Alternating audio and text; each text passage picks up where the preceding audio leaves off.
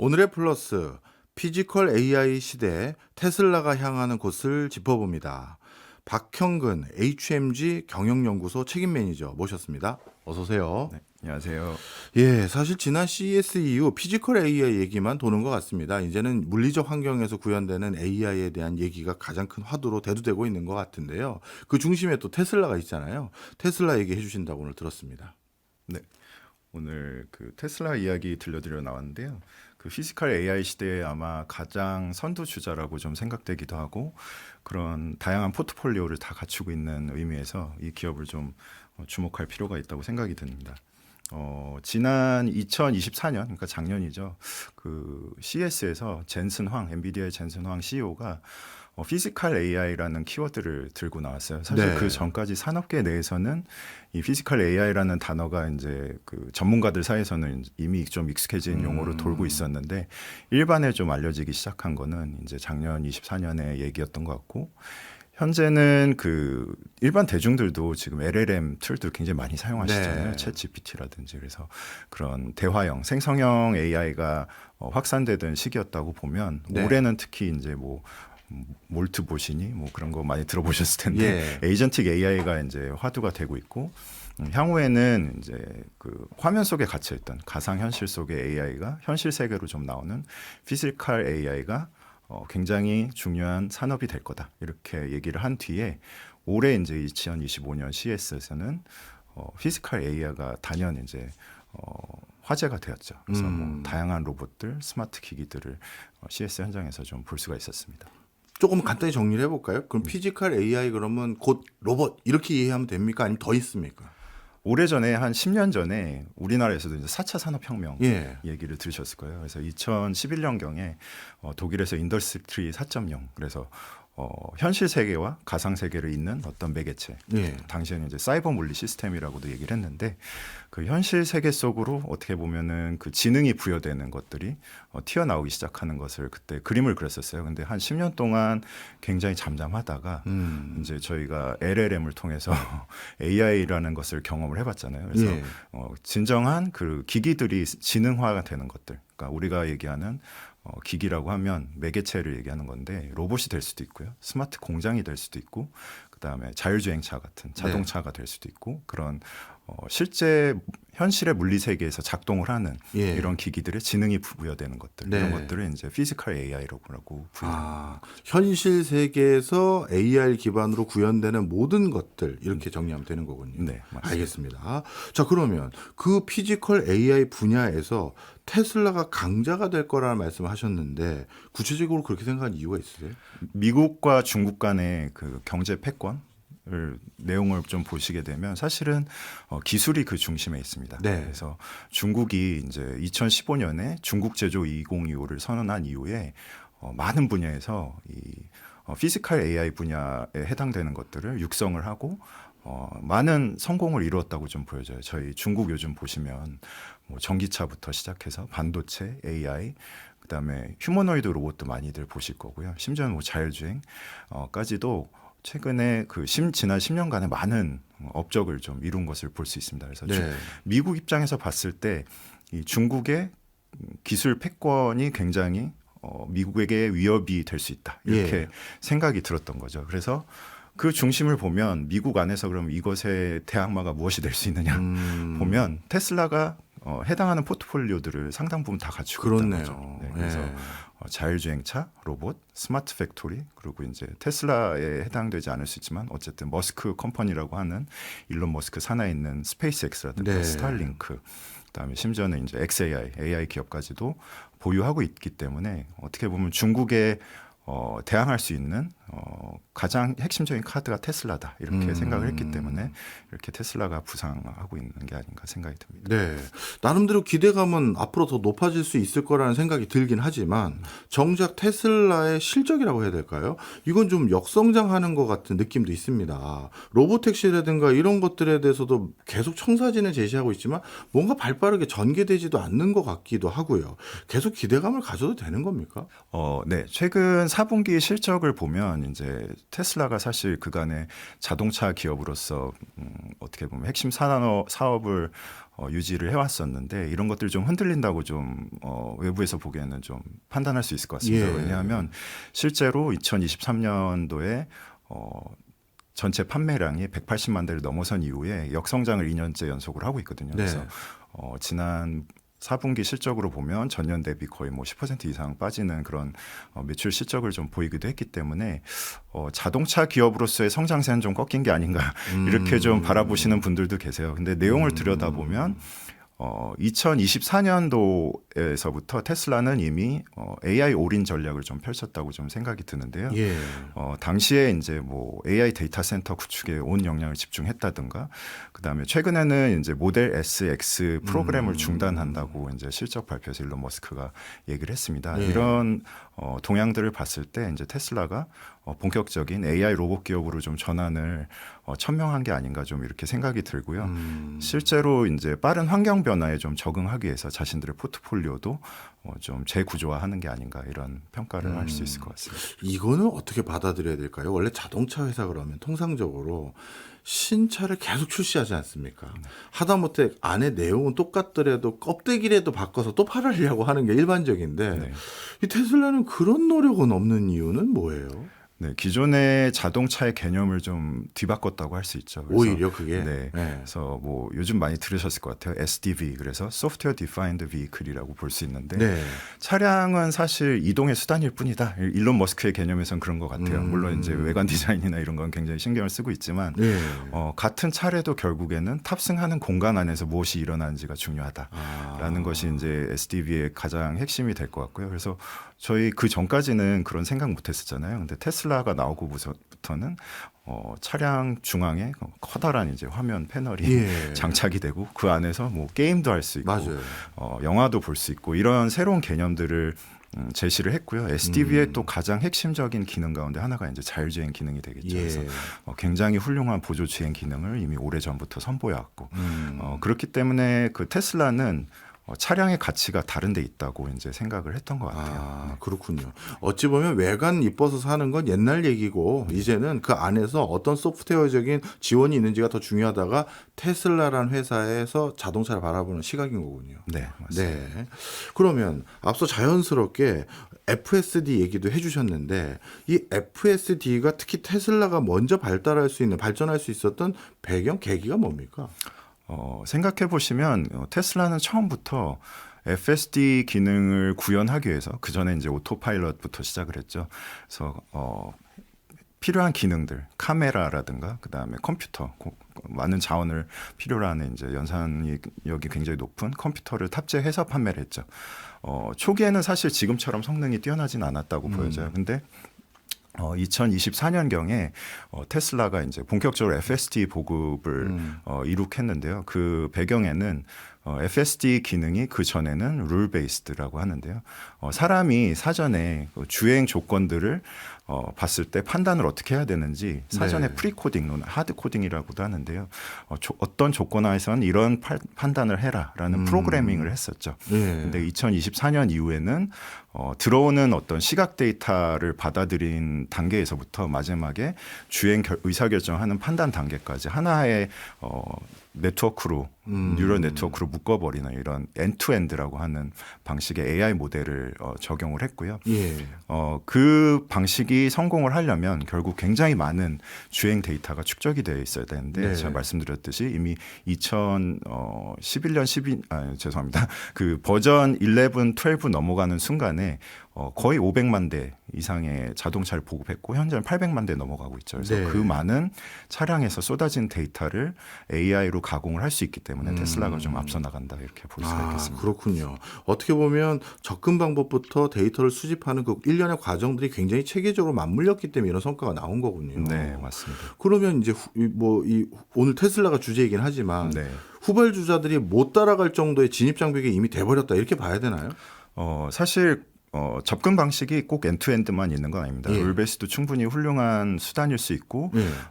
뭐 미국에서는 대항마로 이제 웨이모를 꼽을 수 있겠죠. 예. 그래서 제가 실제로 그 샌프란시스코에 지난해에 가서 테슬라 FSD와 웨이모를 탑승을 해봤는데 사실 올해는 좀 제가 최근 탑승하신 분들의 이야기를 들어보면 그 실력 차이가 좀 더 벌어졌다 이렇게 오히려. 얘기를 하고 있지만 작년 수준만 해도 사실 거의 대등하게 굉장히 주행을 잘 했어요. 그래서 예. 그런 웨이모도 충분히 룰 베이스드 방식으로는 제한된 공간 안에서는 어느 정도 퍼포먼스를 낼 수 있다 좀 이렇게 보여지지만 웨이모도 최근에 이제 엔투엔드 방식 같은 것들을 적극적으로 검토를 하고 있거든요. 네. 그러니까 결국에는 자율주행 기술력의 차이가 이 엣지 케이스를 어떻게 잘 다루느냐. 그러니까 우리가 평소에 경험하지 못하는 사고가 나는 순간들 있잖아요. 그 순간을 어떻게 잘 판단하느냐가 결정적인데 그것을 사람이 일일이 다 코딩할 수 없는 거잖아요. 네. 그 영역을 결국에는 궁극에는 엔투엔드가 좀 유리하지 않은가 이런 평가들이 좀 있는 거고요. 그런 차원에서 보면 테슬라가 벌써 오늘 제가 찾아보니까 그 FSD 주행 거리만 76억 마일. 그러니까 킬로미터로 하면 120억 킬로미터가 넘어갔어요. 예. 그래서 이거를 뭐 수백만 대를 풀어서 테슬라를 따라간다. 이게 현실적으로 굉장히 어려운 과제가 될 수 있는 거죠. 아, 그렇군요. 나름대로 기술 우위를 점하고 있는 건 사실인 것 같네요. 네. 자, 그런데 중국도 자율주행에 대한 소식이 계속 들려오던데 중국 현황도 어떤지도 궁금하고 또 미국 내에서는 또 엔비디아가 또 솔루션을 가지고 또 경쟁하겠다고 또 출사표를 던지지 않았습니까? 그것도 좀 설명을 해주세요. 네, 중국도 제가 이제 최근에 많이 주목을 받다 보니까 예. 지난해 이제 2번 갔다 왔습니다. 아, 가서 예, 실제로 예. 이제 그런 주행 보조 기능들을 경험해보고 뭐 바이두 같은 이제 자율주행 차도 탑승을 해봤는데 굉장히 빠른 수준으로 이제 테슬라를 추격한다고 해야 되죠. 그래서 네. 수준이 굉장히 빠르게 올라가고 있고 뭐 심지어는 그 SDV 차원에서는 다른 뭐 인포테인먼트 기능이나 이런 것들은 저희가 체험해 보지 못한 굉장히 다양한 기능들 제공하고 있어서 소비자 경험 면에서는 오히려 더 뭐 앞서 나간다고까지 좀 이렇게 보이는 면들도 있어요. 테슬라보다. 네, 예. 그러니까 그런 소비자 경험면에서는 예. 그래서 수준이 굉장히 높다고 좀 보여지고 그 배경엔 사실 중국에서도 따라하는 걸 굉장히 잘하는 예. 국가잖아요. 그러니까 무조건 테슬라가 하는 거는 따라하겠다. 그래서 엔투엔드 모델 같은 경우에도 중국에서 가장 먼저 따라해서 굉장히 빠르게 캐치업을 했고요. 테슬라의 뭐 생산 방식 같은 것도 이제 기가 캐스팅 뭐 나중에 설명드릴 기회가 있을지 모르겠지만 그런 생산 방식도 굉장히 빠르게 추격을 해서 네. 기술을 굉장히 빠르게 높여놨다. 좀 이렇게 보여져요. 네.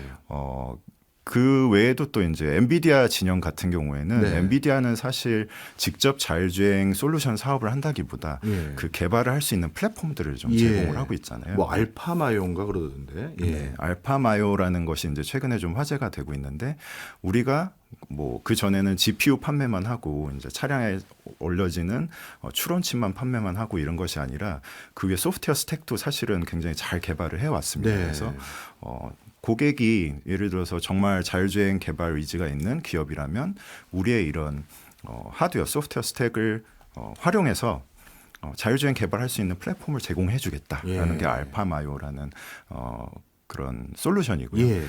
그거를 이제 잘 활용해서 사실은 알파마요를 활용했다고 좀 하는 거랑 좀 다른 트랙이긴 하지만 벤츠가 최근에 이제 CLA라는 가장 사실은 어떻게 보면 벤츠에서 하위의 모델인데 그거를 미국에서 출시하겠다고 하거든요. 네. 그래서 중국에서 뭐 경험했던 그런 레벨 2 플러스라고 하는 그런 수준의 차량 내지는 테슬라하고도 뭐 견줄 수 있을 만한 시내 주행을 할 수 있다고 주장하는 그런 솔루션을 이제 판매하겠다 이렇게 하고 있거든요. 그래서 그 벤츠와 엔비디아의 협력 사례를 봤을 때 이런 협력 사례가 점차 늘어나지 않을까 좀 그렇게 생각을 하고 있습니다. 네. 그러면 엔비디아는 그냥 테슬라처럼 차를 판매하려는 게 아니라 이 뭐 시스템에 해당되는 이 플랫폼 요거만 그냥 이용 구독 형태로 판매하는 이런 건 거죠? 맞습니다. 그래서 예. 사실은 엔비디아의 사업 모델의 뒷단에는 이제 저희 AI 쪽에서도 얘기를 하는데 쿠다라고 하는 소프트웨어 플랫폼에 AI 개발자들이 이제 어떻게 보면 락인이 되는 거죠. 그럼으로써 결국에는 엔비디아의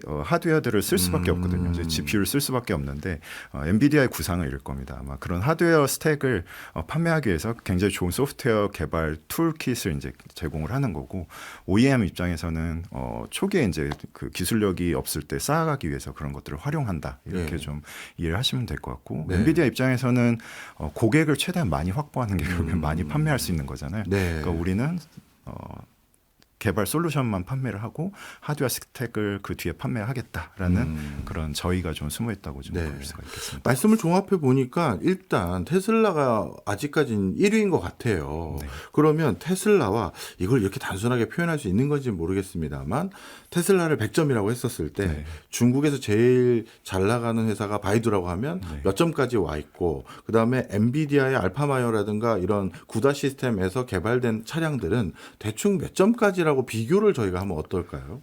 이거를 참 점수로 말씀드리기 굉장히 예. 조심스러운데요. 제 기준으로 봤을 때는 테슬라가 단연 이제 가장 선두에 있는 것은 아마 많은 분들이 반박하기 어려울 거예요. 그래서 예. 그 뒤에 뭐 중국의 기업들이 굉장히 많이 따라가고 있다 이렇게 보여지고 네. 엔비디아가 이제 최근에 사실은 아까도 말씀드렸지만 이제 실도로 주행을 쌓는 것이 중요하거든요. 그래서 테슬라처럼 쌓아야 하는데 테슬라도 많이 쌓고 중국도 막 50억 예. 킬로미터, 막 60억 킬로미터 이렇게 축적 데이터 넘어가고 있거든요. 그게 거의 실력하고 비례한다 좀 생각을 해보면 그 뒤에 이제 따라가고 있는 다른 기업들이 좀 있다고 생각이 됩니다. 그런 식으로 비교하면 되겠군요. 네. 알겠습니다. 그러면 압도적인 1등을 하고 있는 이 테슬라의 FSD의 한계는 지금 어떤 수준까지의 한계가 있다 이렇게 보면 될까요?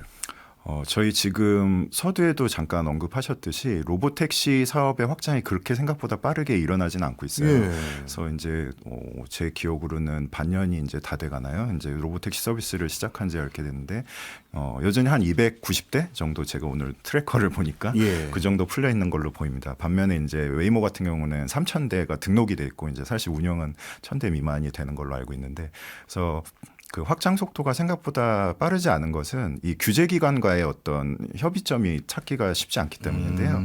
그 말씀드렸던 이 엔투엔드 방식, AI에 사실은 전면적으로 의사결정을 맡기는 방식은 AI가 어떤 판단을 하는지 굉장히 들여다보기가 어려워요. 그래서 사고가 났을 때 그러면은 이게 원인이 무언가를 분석하기가 어려운 거죠. 근데 이런 것들이 다 모든 것과 연결이 됩니다.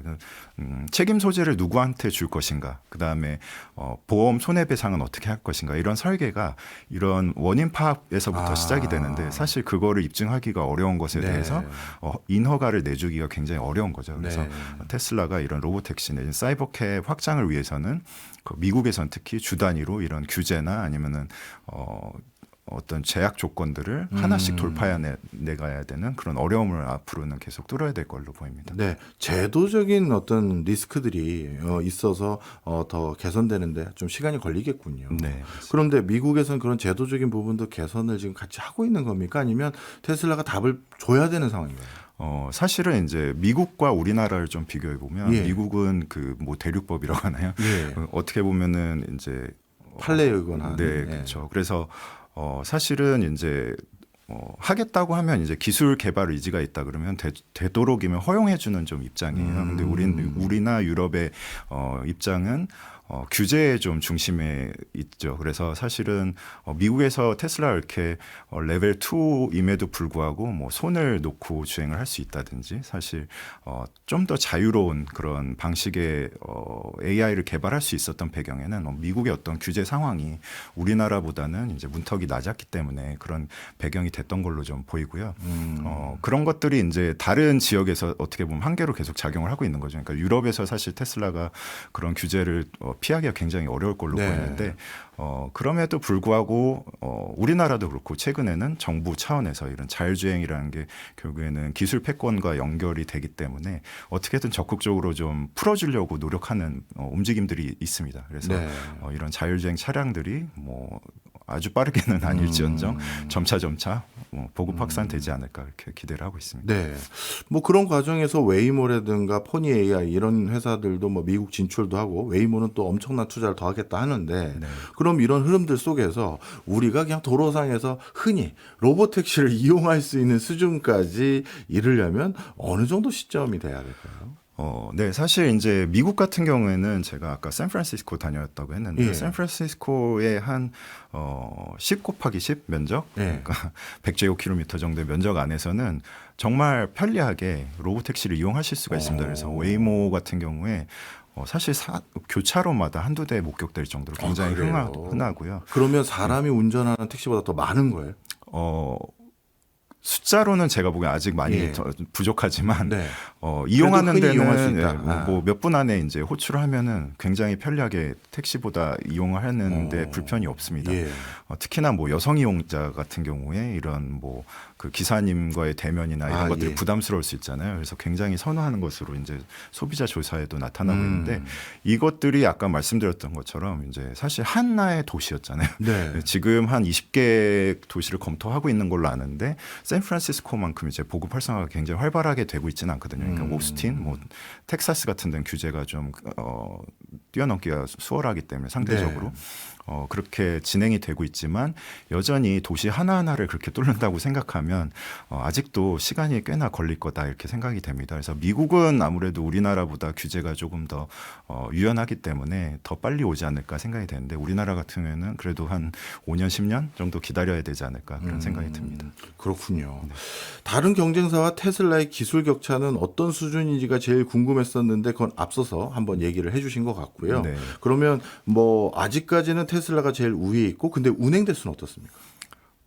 운행 대수요. 예. 운행 대수로 보면 아까 잠시 말씀드렸던 게 로보택시가 한 이제 290대 정도 290대. 네, 운행이 되고 있고 사실 근데 그게 레벨 4라는 것은 이제 제한된 구역 안에서 되도록이면 이제 사람을 배제한 지금은 아직도 테슬라 같은 경우에는 몇 대만 이제 무인 운행을 하고 있고 사실 원격 조정도 필요하고 세이프티 이제 안전 요원이 타야 되거든요. 그래서 그런 규제 계약이 있기 때문에 레벨 4에서는 굉장히 적은 대수죠. 근데 우리가 이미 일상에서 한국에도 FSD가 들어왔잖아요. 네, 네.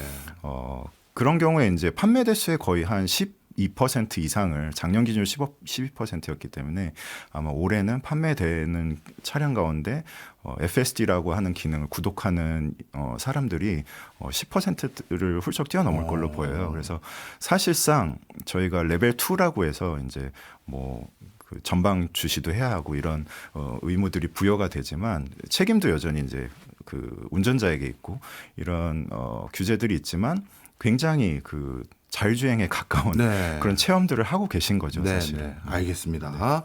자율주행에 대해서 하나씩 이제 배워가고 있는데요. 야, 이제 성큼 다가온 것 같은 느낌은 확 듭니다.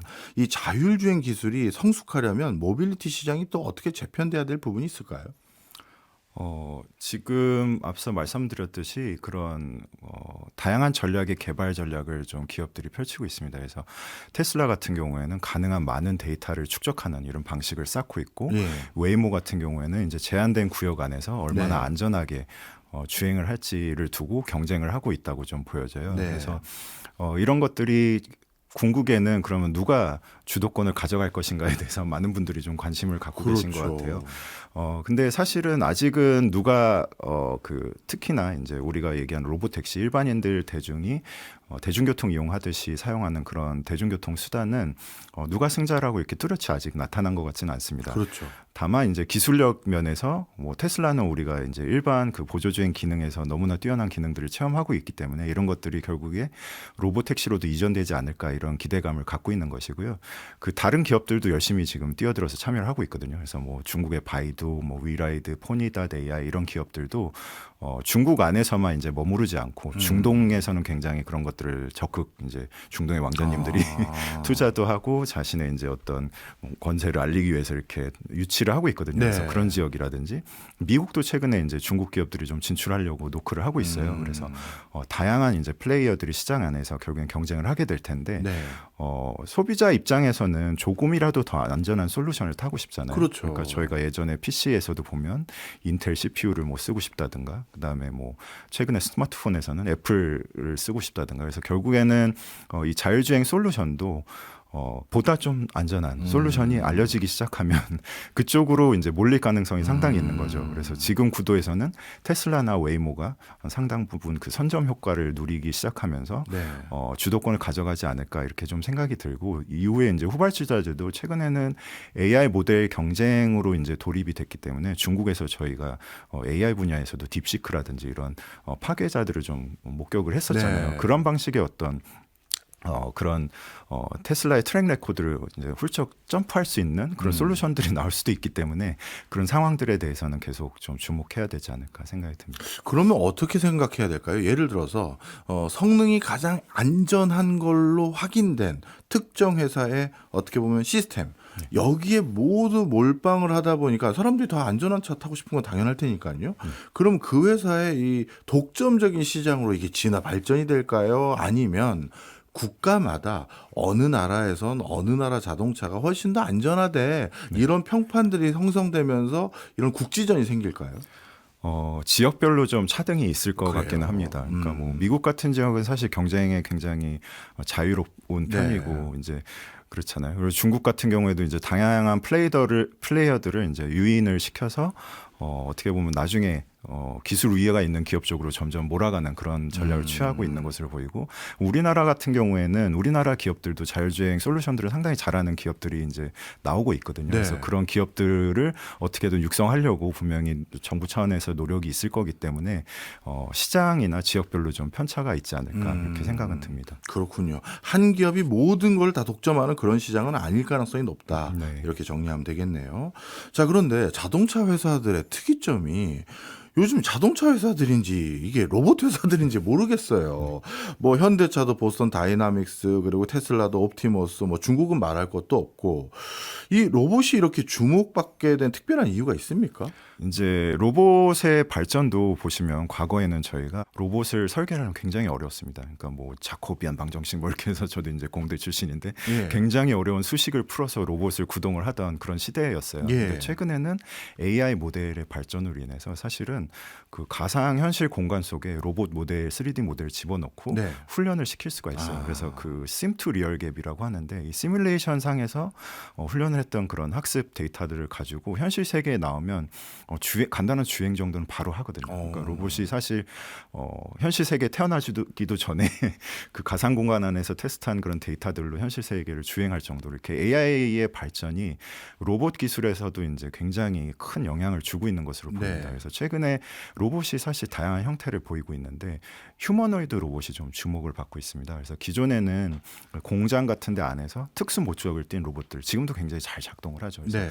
이런 로봇 암들이 뭐 육축 관절 로봇 이렇게 얘기하는데 그런 로봇들이 굉장히 잘 작동을 해왔는데 투잡이라든가 그다음에 설비 가까이에 사람이 다가갈 수가 없어요. 그래서 사람이 있는 공간을 이렇게 어떻게 보면은 구분해야 되는 그런 어려움들이 있는데 이런 휴머노이드 로봇 기술이 발전을 하면서 그러면 우리 사람을 이 있는 공간을 들어올 수 있지 않느냐, 그다음에 사람을 노동을 대체할 수 있지 않느냐라는 이런 기대감으로 인해서 굉장히 로봇이 최근에 주목을 받고 있다고 보여지죠.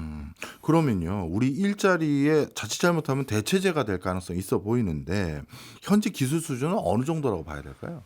제가 이제 로봇 박사님들도 굉장히 많이 네, 만나고 네. 인터뷰를 해보는데요. 아직까지는 그러니까 사람을 정말 대체할 수준이라고 좀 보긴 어려워요. 그래서 뭐 저희 현대 같은 경우에도 보스턴 다이너믹스 기술을 하고 있지만 초기에는 아마 굉장히 간단한 태스크들을 할 것 같습니다. 그래서 뭐 사물을 정리한다든지 네. 그러니까 공장에서는 이제 순차 투입을 위해서 그러니까 차량 패널 같은 것들을 이제 순서대로 이렇게 배치하는 시퀀싱이라고 하는데 이런 굉장히 간단한 작업부터 적용이 될 걸로 생각이 되거든요. 그래서 아직은 그런 수준에 좀 다다라 있다 보여지고 장기적으로는 데이터를 굉장히 많이 축적을 해야 그러니까 저희 자율주행 자동차의 개발에서도 테슬라가 엄청나게 많은 데이터를 축적한 뒤에야 FSD라는 게 지금에서 거의 뭐 완성 단계에 이르는 거잖아요. 그래서 네. 로봇도 마찬가지로 엄청나게 많은 데이터가 축적이 돼야 될 걸로 보이고요. 그게 사실은 시뮬레이션 아까 말씀드렸지만 시뮬레이션으로는 굉장한 한계가 있습니다. 그래서 실제 데이터들을 축적을 해야 되는데 테슬라에서 옵티머스를 100만 대씩 생산하겠다는 이유는 결국에는 공장 현장 같은 데서 이 로봇들이 데이터 학습을 함으로써 네. 기술의 완성도가 높아지고 상당 기간 그 기간을 거쳐야 이제 사람하고 같이 일할 수 있는 환경까지 진출하게 될 거라 이렇게 보여집니다. 그래서 실질적으로 우리 인간을 완전하게 대체한다 하는 기술 수준이 되려면 여전히 그것도 좀 시간이 필요하지 않을까 네. 생각이 됩니다. 말씀 듣고 보니까 딱 테슬라는 자율주행 자동차 육성하는 방식과 옵티머스라는 휴머노이드 로봇 육성하는 방식이 거의 똑같은 것 같은데요. 일단 대수 의미 있는 수준을 만들어서 공급하고 거기에서 그 그 휴머노이드 로봇들이 물리적 공간에서 뭔가 얻게 되는 데이터를 다시 테슬라가 그걸 바탕으로 휴머노이드 로봇 성능을 개선하는 똑같은 방식이라고 이해도 될까요? 예, 저희가 최근에 이제 AGI라고 얘기하고 예, 있잖아요. 예. 그래서 그 일반적인 상황에서도 판단을 할 수 있는 이런 AI를 결국엔 개발하는 게 목적일 텐데요. 네. 결국엔 차량 주행할 수 있는 AI가 로봇을 운용을 할 수도 있는 거고 그 같은 AI 모델이 결국에는 스마트 팩토리에서도 운용이 되고 우주선을 주행하기도 하고 그러니까 그런 어떤 AGI 시대를 향해서 궁극에는 달리고 있다고 좀 보여지게 되는 거고 테슬라 같은 경우에는 특이하게도 이제 실제로 테슬라 FSD의 AI 모델과 로봇의 파운데이션 모델이 동일한 모델을 활용한다고 하고 있습니다. 그래서 이렇게 하나의 통합 과정을 결국엔 거치지 않을까 생각이 듭니다. 그렇군요. 그런데 이 휴머노이드 로봇 얘기할 때마다 제가 많이 들었던 얘기가요. 손이 그렇게 중요하다고 하더라고요. 왜 그럽니까? 지금도 사실 아까 앞서 말씀드렸듯이 공장 현장에는 그 특수 목적을 띈 로봇들이 굉장히 잘 작동을 해요. 예. 그래서 그런 로봇들을 보시면 사실 이제 2지형, 3지형 뭐 그래서 지금 저희 보스턴 다이너믹스 이 아틀라스 같은 경우에 손가락이 3개거든요. 제조 현장에서는 사실 그게 오히려 더 효율적일 수도 있습니다. 왜냐하면 굳이 복잡하고 고가인 로봇 핸들을 만들 이유가 별로 없거든요. 근데 궁극에는 생각을 해보시면 사람을 대체하려면 손의 동작이 가장 결정적이에요. 지금은 보행도 어느 정도 로봇들이 굉장히 잘 하고 있고요.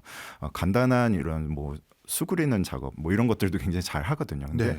결국엔 손에서 이제 기술 격차가 나타나는데 이런 것들을 굉장히 잘 개발하려고 하고 있는 거고 이제 옵티머스 같은 경우에 이제 오지형 손을 이제 개발을 하는데 뭐 사람과 같은 사람의 손이 23개 내지 뭐 해석하기 때문에 27개의 자유도를 가지고 있다고 하는데 이 옵티머스 봇 같은 경우 22개, 23개의 자유도를 갖고 있거든요. 그래서 네. 사람의 손을 그대로 따라하겠다라는 목적을 가지고 지금 열심히 훈련을 하고 있다 이렇게 보시면 될 것 같습니다. 그렇군요. 어떻게 보면 사람과 똑같은 손을 주어주려고 하는 가장 큰 이유는 사람이 사용하는 물건들, 사람이 사용하는 공간을 그대로 로봇에게 대체시키기 위한 목적이다.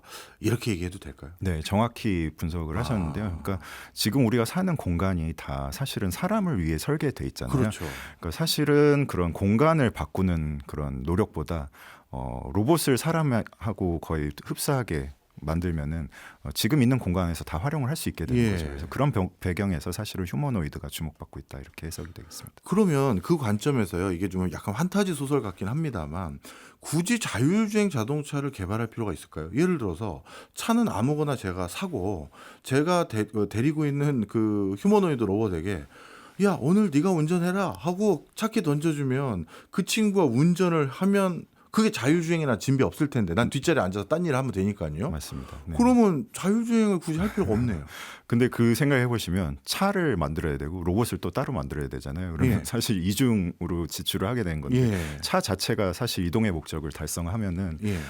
그럴 이유가 없는 거죠. 그래서 차 자체의 지능을 부여한다 이렇게 좀 보여지고요. 사실 그럼에도 불구하고 자동차에 대한 소유욕이 있기 때문에 아까 말씀하셨던 예. 것처럼 로봇을 뭐 태우면 되는 거 아니냐 이렇게 생각할 수도 있는데 사실 그것도 따지고 보면 차 자체가 지능화돼 있으면 로봇을 굳이 또 따로 투입할 필요가 없는 거죠. 예를 들어서 자율주행 자동차가 좀 비싸면 네. 그냥 자율주행 안 되는 내가 타고 싶은 디자인의 차를 사고 네. 제 로봇에게 운전시키면 어떨까 생각해봤는데 사실 지능형 자동차가 있으면 굳이 그럴 필요는 없기 때문이다. 이렇게 정리하면 될까요? 그렇죠. 그 뭐 과도기에는 그런 모델이 있을 수도 있을 것 같습니다. 예. 제가 오늘 교수님의 이 창의적 발상이 아니 굉장히 저는 궁금해서요. 네, 근데 머스크가 무슨 생각을 하는지 잘 몰라가지고. 그런데 그 과정에서 분명 이제 자율주행 차량들이 보급되는 속도가 더 빠르지 않을까 생각이 들고요. 그리고 그 과정에서 굳이 로봇을 따로 이제 뭐 운용할 이유가 없지 않을까 생각도 네. 듭니다. 네. 자연스럽게 머스크의 얘기를 하나 더 여쭤볼 수밖에 없는데요. 뭐 머스크는 요즘 뭐 우리가 원하는 이상한 환타지 같은 그 뭐랄까요 묘사를 합니다. 이제 일할 필요도 없다, 돈도 필요 없어질 것 같다, 모두가 풍요로워질 것 같다, 뭐 이런 얘기를 하던데 머스크가 꺼낸 지속 가능한 풍요라는 게 도대체 뭘까요? 혹시 이 책을 기억하신지 모르겠어요. 굉장히 오래전에 나온 책인데 제레미 리프킨이라고 하는 미래학자가 한계 비용 제로 사회라는 책을 알죠. 썼습니다. 네. 그래서 당시에 뭐 에너지 비용이 제로로 갈 거고 인터넷 비용이 제로로 갈 거고 이런 이야기들을 했을 때 그때는 당시에는 사람들이 이거 너무나 먼 얘기야 이렇게 얘기를 했었죠. 근데 제 기억으로 한 10년 가까이 지난 것 같은데 그 이후로 머스크 컴퍼니에서 그런 일들이 일어나고 있다는 거죠. 네. 지금 가장 비근한 예로 자율주행차. 그러니까 이동의 비용이 사실 지금 마일당 뉴욕에서 택시의 이동 비용이 한 3, 4달러 정도 되거든요. 마일당으로 보면. 근데 한 로봇 택시로 대체가 되게 되면 뭐 2030년 가까이 가야겠지만 비용이 0.4달러 마일당 이게 이야. 떨어진다는 거예요. 거의 10배 가까이 떨어지는 거죠. 그래서 지금 대중교통보다도 거의 절반 가격에 이런 이동 서비스를 본다고 보면 이동의 비용이 제로로 수렴하고 있죠. 그다음에 휴머노이드 로봇이 만약에 도입이 된다고 하면 노동의 비용이 사실 어떻게 보면 대체되는 겁니다. 그리고 최근에는 그 AI를 통해서 사람이 생각하는 그런 것까지 어떻게 보면 위탁을 하고 있잖아요.